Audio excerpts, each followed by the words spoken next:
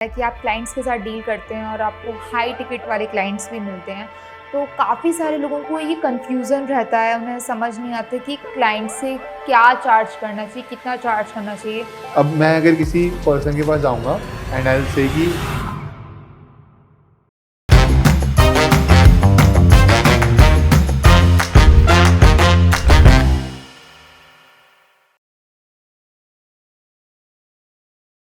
Hello everyone, welcome back to my channel beyond fame with Payal. और आज मेरे साथ हैं लवेश, जिन्होंने अपनी जर्नी सिर्फ 18 साल की उम्र से स्टार्ट कर दी थी डिजिटल मार्केटिंग की फील्ड में। आज उनकी डिजिटल मार्केटिंग एजेंसी भी है और उनका डिजिटल मार्केटिंग इंस्टीट्यूट भी है। तो चलिए जानते हैं कैसे वो यहाँ तक पहुँचे।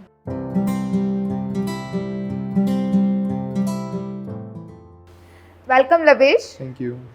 सो लवेश, कैसे 18 साल की उम्र से ही डिजिटल मार्केटिंग में आ गए थे?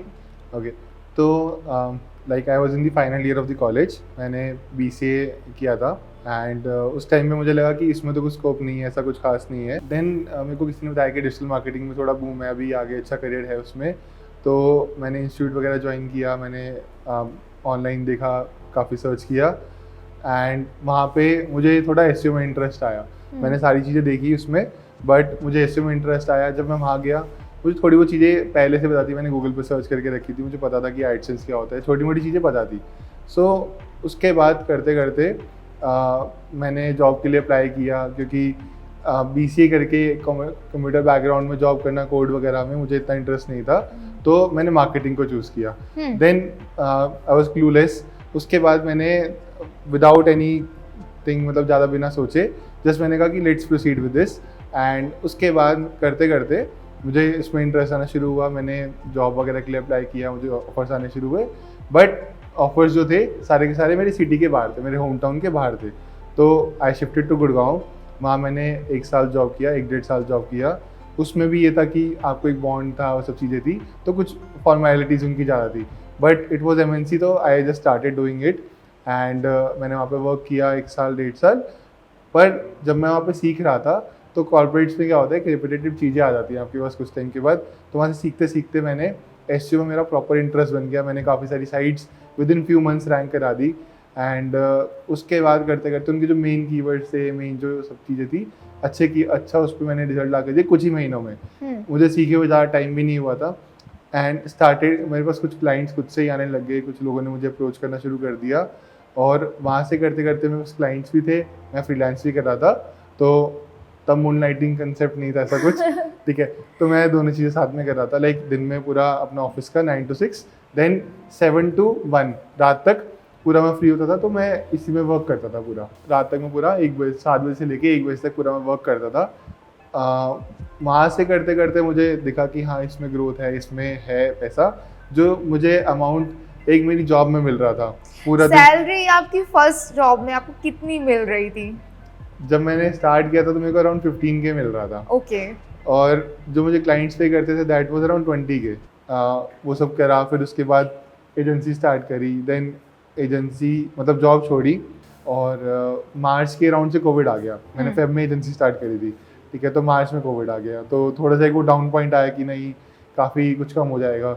बट आई फाउंड समवन, एक पार्टनर मिल गया मुझे जिसको थोड़ा नॉलेज है एड राइट्स का। तो हमने एड्स वगैरह स्टार्ट करी, थोड़ा बहुत एसईओ में हमने ब्लॉग्स वगैरह बनाने स्टार्ट करे। क्लाइंट्स मेरे पास स्टार्टिंग से खुद से ही आते थे, because of my name, because of my work, क्योंकि मैंने थोड़ा बहुत सोशल मीडिया पे शोकेस कर रखा था। अब कहीं ना कहीं सोशल मीडिया में भी इंटरेस्ट था। मैंने एक पेज भी क्रिएट करके रखा था, जो कि अराउंड एक निश पेज बोल सकते हो आप। तो मैंने एक पेज क्रिएट करके रखा था 1+ के अराउंड में, ठीक है। अभी भी वो पेज है। उस टाइम पे 10K फॉलोअर्स थे, अभी 100K फॉलोअर्स हैं उस पर। नाइस। तो ये था, और ऐसे करते करते अभी वो चल रहा है।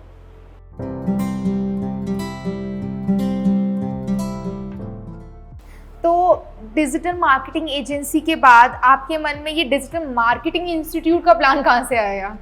सब सही चल रहा है, आप अपनी साइट्स पर भी वर्क कर रहे हो, आपके क्लाइंट्स भी आ रहे थे, तो फिर ये प्लान कहाँ से आया इंस्टीट्यूट का?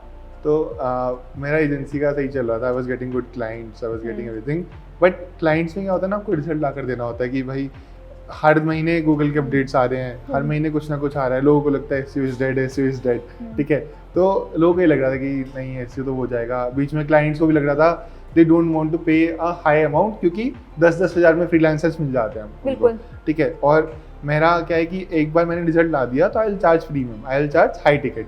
तो मैं एक अच्छा अमाउंट चार्ज करता था, बट मैं रिजल्ट ला के देता था।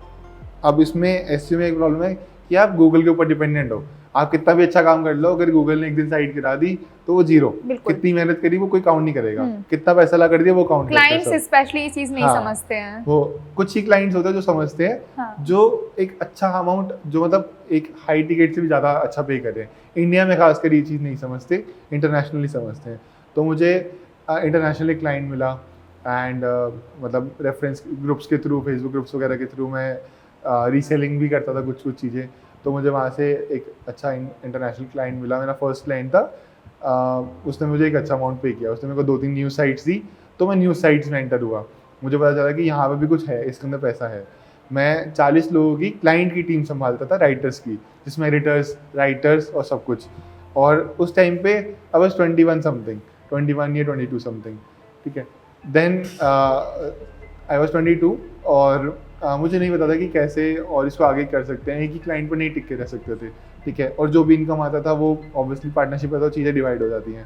तो आई थॉट कि I should increase this thing, मेरे को और चीज़ें ऐड करनी है। एक बैक ऑफ माइंड में था कि मेरा पार्टनर मुझे बोलता था कि यार हम जो भी बंदे को हायर करते हैं ना तो बहुत अच्छे से पढ़ाता है, बहुत अच्छे से समझाता है, उसको अच्छे से बिठा के समझाता है। वरना टीम मीटिंग क्या होती है, 15 मिनट बताया खत्म। बट मैं आधा घंटा, 40 मिनट, 50 मिनट लगाता था एक बंदे पे, ठीक है। तो मैं अच्छा खासा एक टाइम स्पेंड करता था। तो ही स्पार्क बंदे जिसकी, उसने थोड़ा सा एक स्पार्क क्रिएट करा कि यहाँ पर तुम अच्छे से पढ़ाते हो। और देन आई थॉट कि हाँ पॉइंट तो है, मेरे को पढ़ाना भी अच्छा लगता है।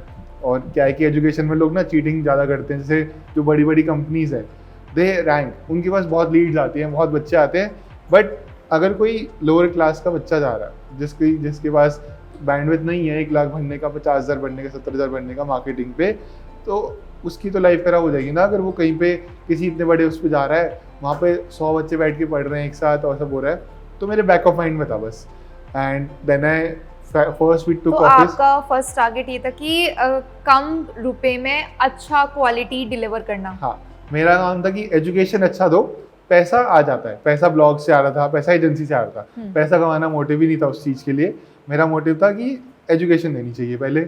एजुकेशन अगर हो गई सक्सेसफुल, देन अपने आप ही आगे चीज़ें ग्रो करने लग जाएगी। अगर एक बैच भी अच्छा निकलता है, 2 बैच भी अच्छे निकलते हैं, it is a word of mouth business कि ये सर अच्छा पढ़ाते हैं या ये बंदा अच्छा पढ़ाता है, तो वो वर्ड ऑफ माउथ वाली चीज़ थी। तो आई बिलीव्ड इन दैट। ओके।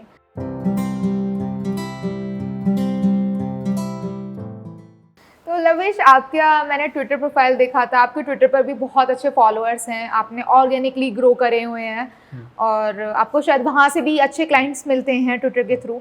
तो किस तरह से आपने अपने ट्विटर को ग्रो करा कि कोई और करना चाहे तो किस तरह से कर सकता है? ओके, सो ट्विटर पे जाने का जर्नी बताता हूँ स्टार्टिंग से कैसा था। I was in a Facebook group, वहाँ पे किसी ने तो कमेंट किया, कोई बहुत बड़ी कंपनी का एक फाउंडर था, ही कमेंटेड कि I am starting Twitter, if anyone want to start with me you can comment. तो मैंने फेसबुक ग्रुप में पोस्ट डाला, उसके कमेंट डाला एंड ही टेक्स्टेड कि चल ठीक है लेट्स स्टार्ट टुगेदर।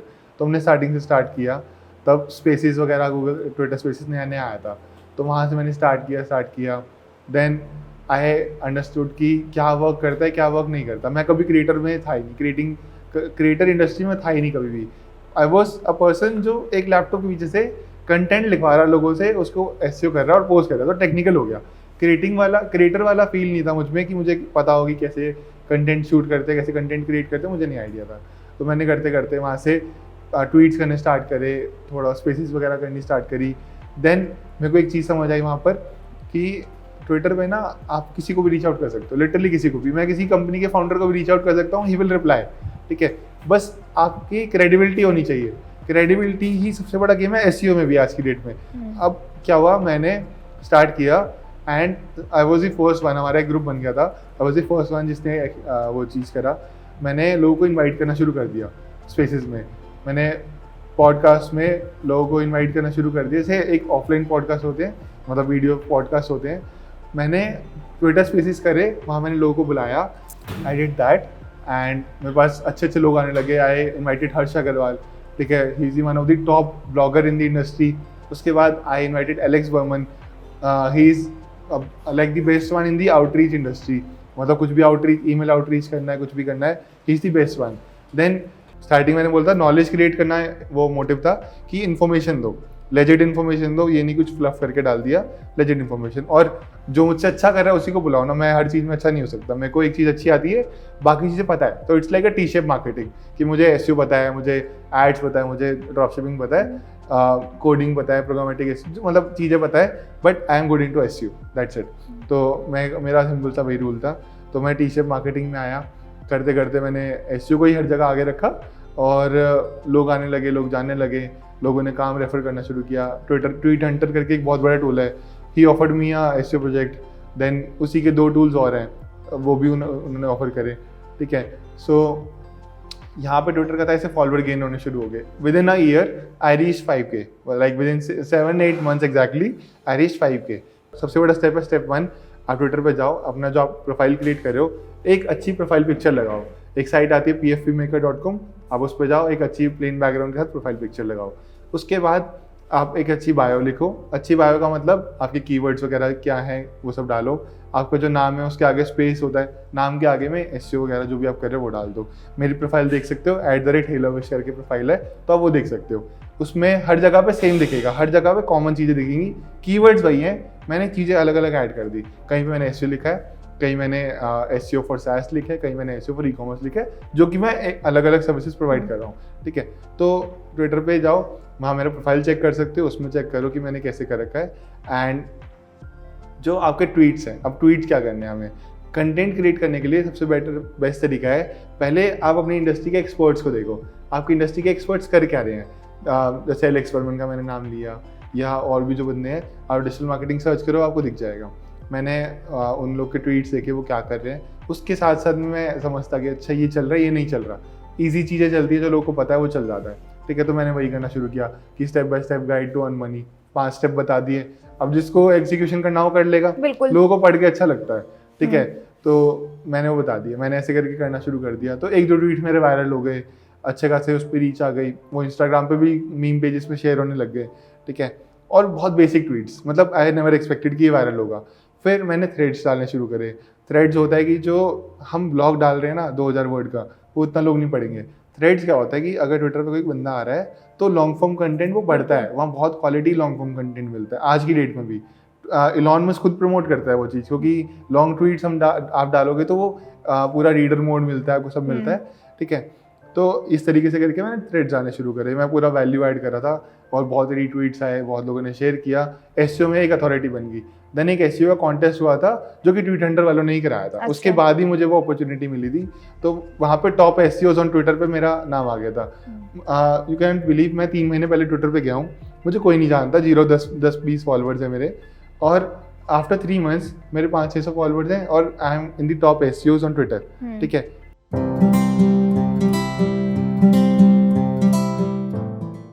जैसा आपने बताया कि आप क्लाइंट्स के साथ डील करते हैं और आपको हाई टिकट वाले क्लाइंट्स भी मिलते हैं, तो काफ़ी सारे लोगों को ये कन्फ्यूज़न रहता है, उन्हें समझ नहीं आता कि क्लाइंट से क्या चार्ज करना चाहिए, कितना चार्ज करना चाहिए, किस तरह के प्रोजेक्ट पे कितना चार्ज करना चाहिए, तो कैसे करना चाहिए सब। क्या होता है कि स्टार्टिंग में अगर आप सीख रहे हो, अगर आपके पास रिजल्ट नहीं है, तो थोड़ा बहुत पहले खुद की चीज़ों पे आप वर्क करो, अपने प्रोजेक्ट्स पे काम करो, अपना पोर्टफोलियो सेट करो। Once you have the portfolio, ठीक है, एज अ फ्रेशर आपके पास एक पोर्टफोलियो आ गया, डजेंट मैटर कि 6 महीने का एक्सपीरियंस है या साल का, ठीक है। नाउ आपको क्या करना है, उस पोर्टफोलियो को आपको शोकेस करना है। आप एक फाइल बना लो या एक PDF बना लो उसकी, एंड देन वो रिजल्ट शो कराओ। अब मैं अगर किसी पर्सन के पास जाऊँगा एंड आई विल से कि I have ranked on this keyword in your निश। फॉर एग्जाम्पल मान लो शूज़ के ऊपर एक कोई किसी की साइट है, लेट्स से वुडलैंड है। अब मैं वुडलैंड को अप्रोच करता हूँ और मैं बोलता हूँ कि मैंने ऑलरेडी शूज़ के ऊपर साइट में टॉप पे रैंक करा रखी है, जिसमें ने अमेजोन को, फ्लिपकार्ट को और अलग अलग लोगों को बीट करा हुआ है। तो Woodland will give me the project, they will at least see कि कौन है भाई ये बंदा, देखेंगे तो सही कि कौन है। जब मेरे को एक मिल गया अपॉर्चुनिटी, मेरे को बात करने का मौका मिल गया, इतने बड़े ब्रांड से अगर मुझे बात करने का मौका मिल रहा है तो अपने आप में एक पार्ट है, मैं उसके लिए प्रिपेयर करके जाऊँगा कि वुडलैंड के लिए कैसे कर सकता हूँ। अब प्राइसिंग जो रखनी चाहिए that would be for SEO $1000 at least. मेरे हिसाब से मैं जो चार्ज करता हूँ 1000 चार्ज करता हूँ कम से कम भी, इससे ऊपर हो जाए तो अलग बात है, बट मिनिमम 1000 लेता हूँ because I am investing my time. मैं रिवेन्यू कितना जनरेट करके दे रहा हूँ, और अगर मैं इतने एक्सपीरियंस के बाद एक कैलकुलेशन मेथड बताता हूँ कि क्या कैलकुलेशन हो सकता है। फॉर एग्जाम्पल आपको 5 साल का एक्सपीरियंस है, आपके पास अच्छा रिजल्ट है, आपने खुद के लिए अच्छा काम किया है, 2 लोगों के लिए अच्छा काम किया है, तो मैं क्या करूँगा, मैं कैलकुलेट करूँगा कि मेरी एवरेज सैलरी कितनी होनी चाहिए। अगर मेरी एवरेज सैलरी महीने की 2 लाख होनी चाहिए या 3 लाख होनी चाहिए, तो मैं 3 लाख को 30 से डिवाइड कर दूंगा। मेरे एक दिन का कैलकुलेशन आ गया, उस कैलकुलेशन के हिसाब से पर आवर का कैलकुलेशन लगा लूँगा। नाउ एक प्रोजेक्ट पे मुझे कितने आवर्स लगेंगे, मुझे बस वो डिसाइड करना है। पर आवर का कैलकुलेशन मेरे पास है। अब मैं मान के चलता हूँ मेरे पर आवर कैलकुलेशन हो गया लेट्स से $50 या $30, 1 घंटे का कैलकुलेशन है। मैं एक प्रोजेक्ट पे 50 घंटे लगा रहा हूँ एक वीक में, ठीक है, तो 50 इंटू दैट अमाउंट इंटू 4 कर दो, उसको 4 हफ्ते में डिवाइड कर दो। टाइम लगाया, उससे मेरी कैलकुलेशन आ गई। अब वो $1000 आती है, 2000 आती है, 5000 आती है, दैट डिपेंड्स। आपको चार्ज उतना करना चाहिए। सामने वाला क्लाइंट क्या देना चाहता है, उससे डील कैसे करना, उससे पूछो कि बजट्स क्या है आपके माइंड में, क्या प्लान्स हैं, और आप इसको और कैसे स्केलेबल सोच रहे हो, आप अभी रिवेन्यू कितना जनरेट कर रहे हो, आप उसको नंबर्स बताओ कि आपसे कराने से उसके क्या नंबर्स इंक्रीज होंगे। Recently I work with a client जो शार्क टैंक में भी आया था। शार्क टैंक के बारे में हमने सबने सुना है। शार्क टैंक में भी एक क्लाइंट आया था, उसका काम था टी वगैरह, चाय वगैरह का। उसको अमन गुप्ता से फंडिंग मिली थी। I can name it right now, but उसको अमन गुप्ता से ही फंडिंग मिली थी and we work for him. मुझे 2 घंटे इन्वेस्ट करने थे एक वीक में, मतलब 2, 4, 6, 8 घंटे में एक महीने का। तो मैंने उससे चार्ज किया था $700-800। सिर्फ मुझे कीवर्ड रिसर्च और मेटा टैग्स और बेसिक चीज़ें, ऑन पेज की बेसिक चीज़ें मैंने करके दी और मेरा उतना हो गया। उसके बाद ऐसे ही और 1-2 क्लाइंट्स आए थे जिसमें मुझे सिर्फ कीवर्ड रिसर्च ही करके देना था। उसमें मैंने इन्वेस्ट किया 2 घंटे 3 घंटे वीक में and I charge him $500। It depends कि आप सामने वाले बंदे को क्या दे रहे हो इनपुट में। अगर मैं आपको एक गोल्ड माइन दे दूं कि देखो ये इसको एग्जैक्टली यूज़ कर लो, इससे आपका इतना टाइम बच जाएगा, एक मेरे पास एक प्लस पॉइंट हो गया। आप उसके बाद इसमें ये ऐड कर दो कि इसको करने से ये रिजल्ट आ जाएगा। अगर मैं 10x पे हूँ, अगर मैं 10 पे हूँ, मुझे 50 पे जाना है तो 5x करना है मुझे, ठीक है, मतलब 5 गुना रिजल्ट बढ़ाना है। मैं ये ऐसी चीज़ दूंगा कि इसको करने से 5 गुना रिजल्ट बढ़ जाएगा। वो कीवर्ड्स हो सकते हैं, वो बैकलिंक की स्ट्रेटेजी हो सकती है, और भी चीज़ हो सकती है, ठीक है। मैं इस तरीके से वर्क करना प्रेफर करता हूँ।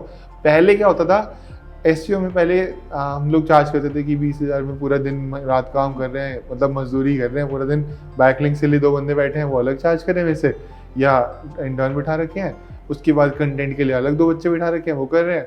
बट अभी क्या है, now it has become more professional, more people are aware about it, so I charge it like this कि एक अच्छा प्राइस एक अच्छे रिजल्ट के साथ में, मैं उस रिजल्ट की गारंटी के साथ देता हूँ कि हाँ आएगा।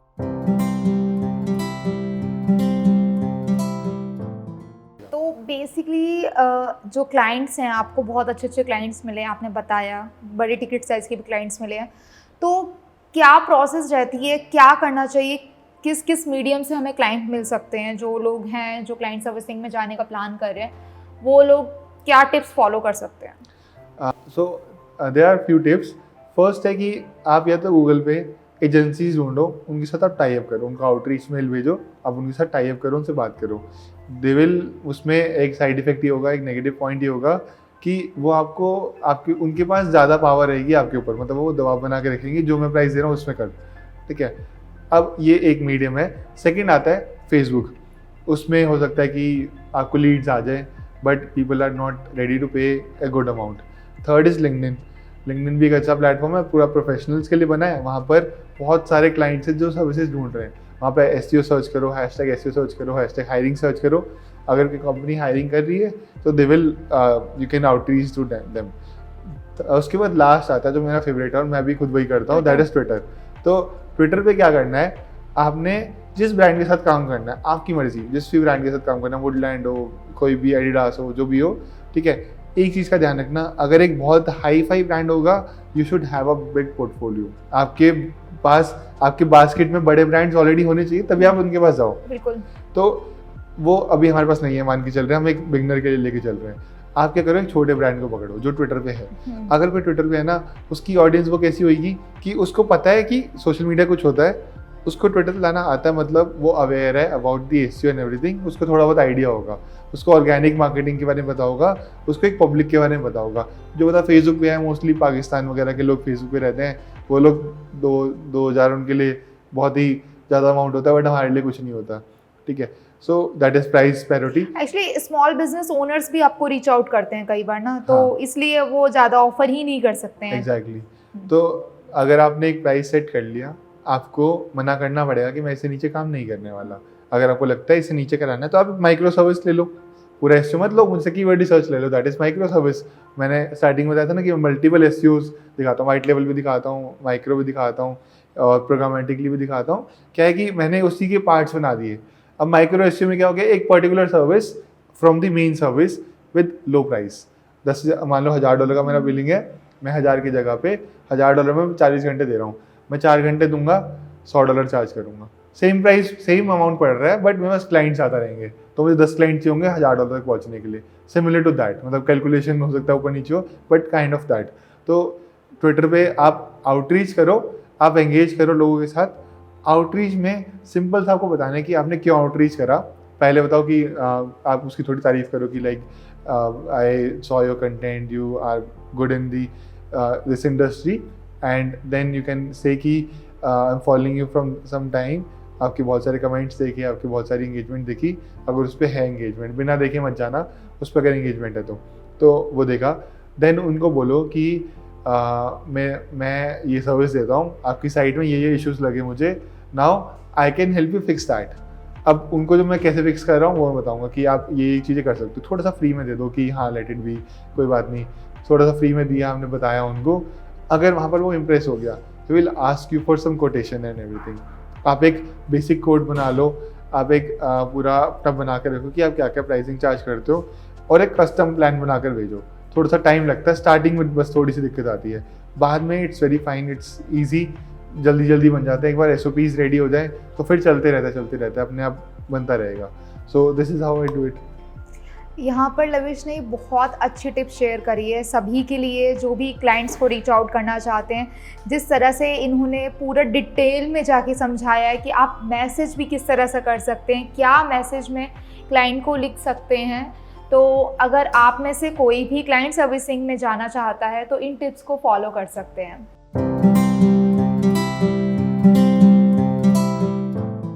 लविश, जैसा कि आप ऑटोमेशन वाली साइट्स पे भी वर्क कर रहे हैं, तो सबकी अपनी अपनी स्ट्रेटजीज़ है इन साइट्स को लेके, तो आपकी क्या स्ट्रेटजी है ऑटोमेशन वाली साइट्स के लिए? कैसे आप रैंक करते हैं, क्या कर रहे हैं?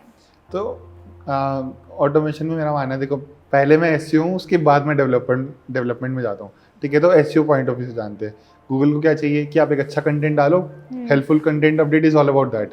आप एक अच्छा कंटेंट डालो, वैल्यू ऐड करो, ठीक है, और कुछ अच्छी चीज़ें बताओ उसमें।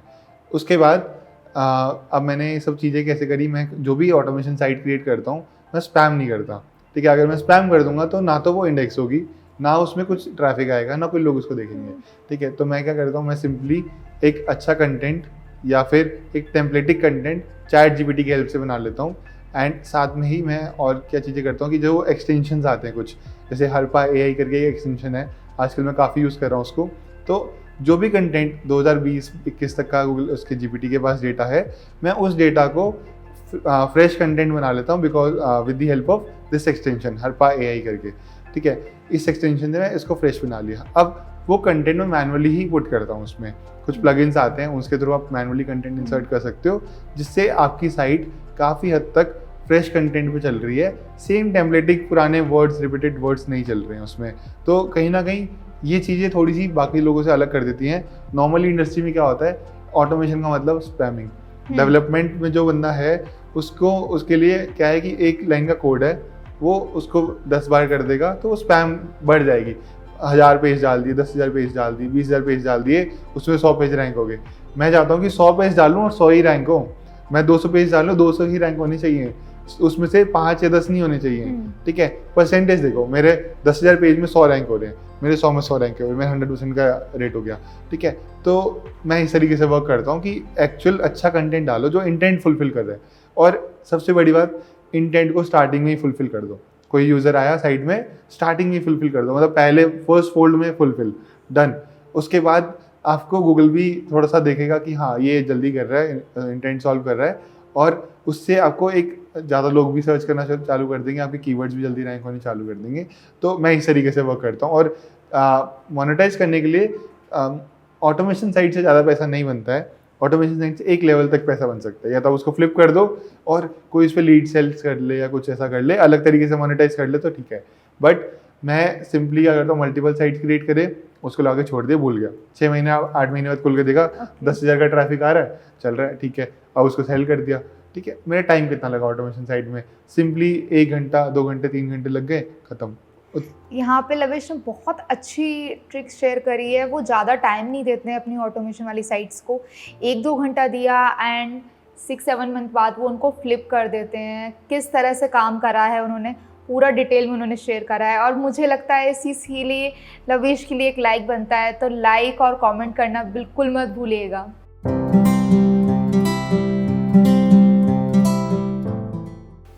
ओके लविश, तो इंडेक्सिंग का जैसे सबसे ज़्यादा इशू आ जाता है कि इंडेक्स नहीं हो रहे हैं, पेजेस इंडेक्स नहीं हो रहे हैं, तो आपका indexing rate is very high, तो कैसे करते हैं, क्या ट्रिक्स फॉलो करते हैं इंडेक्स कराने के लिए? ओके, तो इंडेक्सिंग का मेरा एक सिंपल सा स्टेप है, सिर्फ 1 स्टेप। आप जो भी कंटेंट डाल रहे हो, ठीक है, अभी हमने सुना क्लस्टर्स बनाने चाहिए, ये सब टर्म्स हम सुनते रहते हैं। तो जो भी आप कंटेंट डाल रहे हो ना, उस कंटेंट को आप एक बहुत अच्छे तरीके से मैनुअली इंटरनल लिंक करने का ट्राई करो। कुछ प्लगइन्स भी आते हैं उसके लिए, तो उसका भी लिंक मैं दे दूंगा, तो आप प्लगइन यूज़ कर सकते हैं, या फिर आप इंटरनल लिंक करो, आप मैनुअली इंटरनल लिंक करो जो भी आप कर रहे हो। ज़्यादा पोस्ट मत डालो ऑटोमेशन में, लिमिटेड पोस्ट डालो, 2,000-3,000 डाली, थोड़ा धीरे धीरे करके उसको वो कर दिया, मैनुअली कर दिया। और जो भी आपने कैटेगरी पेजेस बनाए हैं, हम कैटेगरी इग्नोर कर देते हैं, आप कैटेगरी पेज को बहुत अच्छे तरीके से ऑप्टिमाइज़ करो। कैटेगरी पेज से क्या होगा आपका, आप वहाँ पे कीवर्ड डाल रहे हो। फॉर एग्जांपल अगर एक डायरेक्टरी वेबसाइट है, डायरेक्टरी वेबसाइट में क्या होता है कि एक सिटी पकड़ ली, मान लो फ्लोरिडा में मैंने कारपेंटर पकड़ लिए, कारपेंटर्स इन फ्लोरिडा सर्च कर रहा है, तो मैं कैटेगरी का नाम रखूंगा best carpenters, list of 100 carpenters in Florida. अब उस कैटेगरी पेज पे मेरी सारी ऑलरेडी कारपेंटर्स की लिस्ट आ रही है, तो क्या हो गया, मेरे पास एक वैल्यूएबल कंटेंट ऐड हो गया। अब उस पेज मैंने थोड़ा सा कंटेंट ऐड कर दिया, फुटर में कर दो, हेडर में कर दो, उतना कैटेगरी में ऑप्शन मिलता है वर्डप्रेस में ही, ठीक है, तो मैंने वहाँ पे ऐड कर दिया। तो कहीं ना कहीं मेरे पास एक मेरा वर्ड काउंट इंक्रीज हो गया, वर्ड काउंट के साथ मेरा इंटेंट फुलफिल हो गया, जो मुझे चाहिए था वही दे दिया।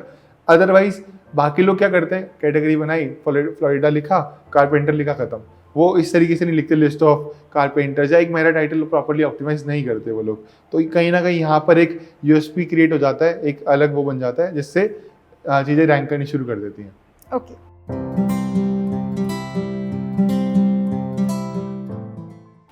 तो आपका एक आपके होम टाउन में डिजिटल मार्केटिंग इंस्टीट्यूट भी चल रहा है, तो किस तरह से वहाँ पे आप लीड्स लाते हैं, वहाँ पे किस तरह से वर्क कर रहे हैं?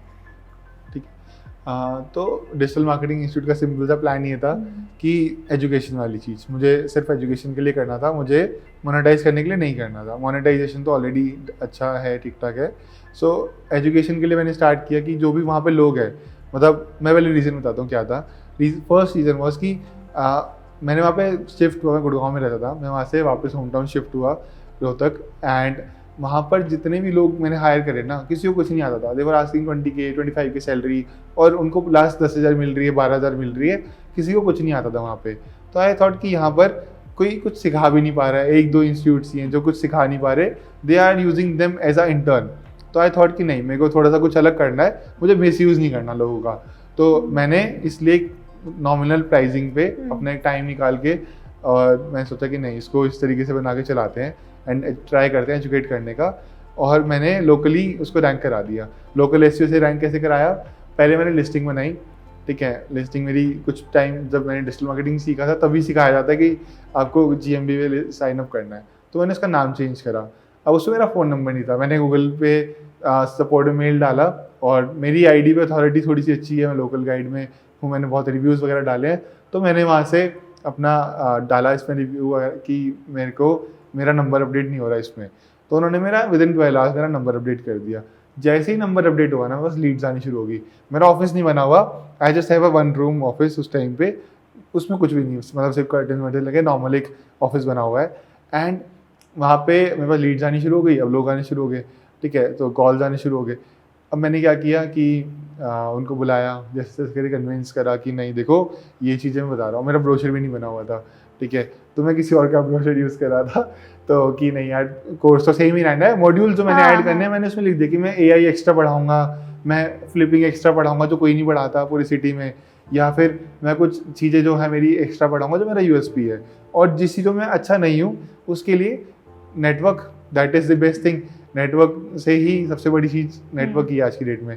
तो मैंने सोचा कि मैं दूसरे लोगों को बुला के ऑफिस में, इंस्टीट्यूट पे, उनसे जैसे एड्स हो गई, ड्रॉप शिपिंग हो गई, जो उसके एक्सपर्ट्स हैं, इंडस्ट्री एक्सपर्ट्स, उनसे कराऊंगा। सो इस तरीके से मैंने करके स्टार्ट किया। मेरे पास 8 या 9 लीड्स आई, उसमें से 6 लीड्स कन्वर्ट हो गए, ठीक है। 6 लीड्स कन्वर्ट होने का मतलब है कि let's say 30,000 I will charge, so 30,000 into 6 that is 1.5 lakh in a month, कि मेरे को एक रिवेन्यू मेरा 1.5 लाख का जनरेट हो गया बिल्कुल ईजिली।